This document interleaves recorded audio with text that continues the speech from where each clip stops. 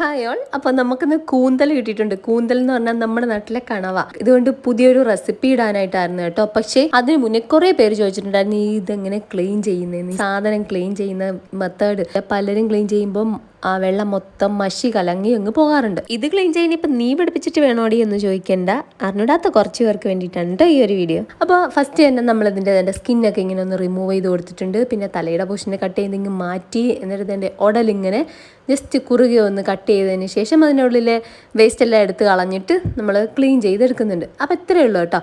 പിന്നെ തലയുടെ പോർഷൻ എന്ന് പറഞ്ഞാൽ തലയിലെന്ന് പറഞ്ഞാൽ കണ്ണ്, തലയിലല്ലാതെ പിന്നെ വേറെ എവിടെയെങ്കിലും കണ്ണിരിക്കും ഇല്ല.